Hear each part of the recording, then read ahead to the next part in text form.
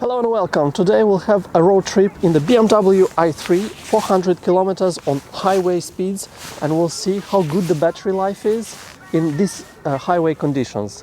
It is advertised for 260 to 300 kilometers. We'll see if we can squeeze at least 250 kilometers. Then we'll fast charge it. It has a charging speed of 50 kilowatts, and we'll try to get back. So let's see how it goes. Before looking into it, do not forget to subscribe to this new channel. There is a lot of information to come, and leave a comment down below. The car that we'll have today, it's a 2020 BMW i3 120 amps, which is a 42.2 kilowatt hour battery. It is advertised for a range of 308 kilometers, and we'll see how realistic that is. Let's go. So we're starting our road trip with 217 kilometers of range. If we switch off the heating, we have 221 kilometers, and our trip will be 209 kilometers. As you can see, we do not have that much range to spare. I have set the trip to 0, so we'll see how it goes.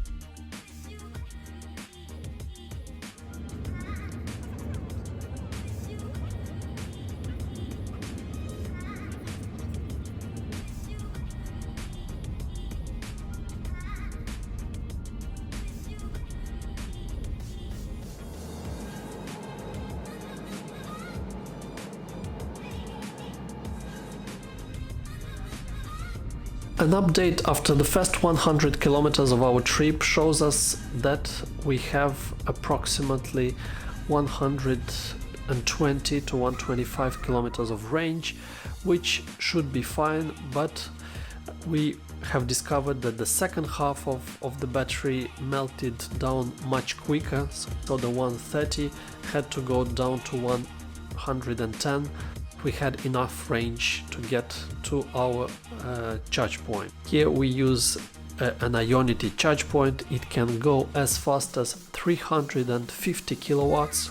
It's faster than the V3 superchargers of Tesla. Unfortunately, our car accepts only 50 kilowatts, so we had to settle for a much slower speed.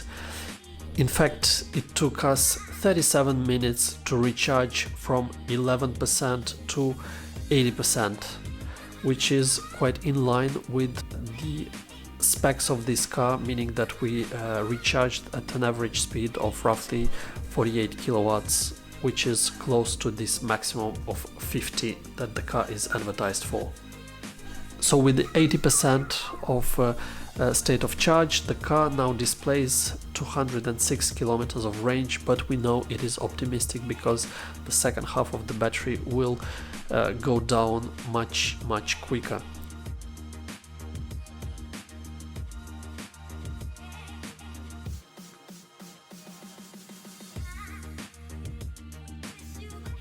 We hit the road once again. We finished our trip and then headed back home, and we knew that we would have to stop once again.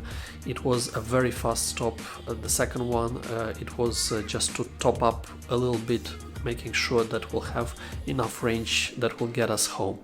So we stopped at another fast charger. This time it was Total, 175 kilowatts. Again, our car only accepts 50, so we topped up for a couple of kilowatts, and then we headed back home.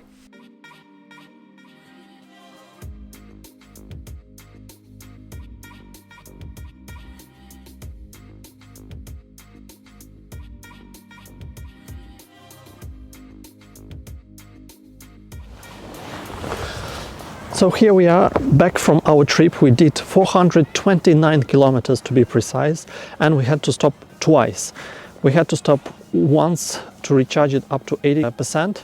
The first time we stopped, I had approximately 15 kilometers left in terms of range, and basically we managed to cover 200 to 220 kilometers. I'll put the figures right here, so we'll be able to see the precise figures. And then we were able to take it back another 150 kilometers. I had to stop once again because I didn't have enough range to get home. So we recharged it for another 10 or 15 minutes, so it was quite fast. We used in both cases CCS charging, 50 kilowatts. That's the maximum speed this car can accept. 429 kilometers required 2 stops, knowing that we left with the battery 100% full. This is the sort of range you can expect from the BMW i3 in the latest version, with the biggest battery size, the 120 as they call it.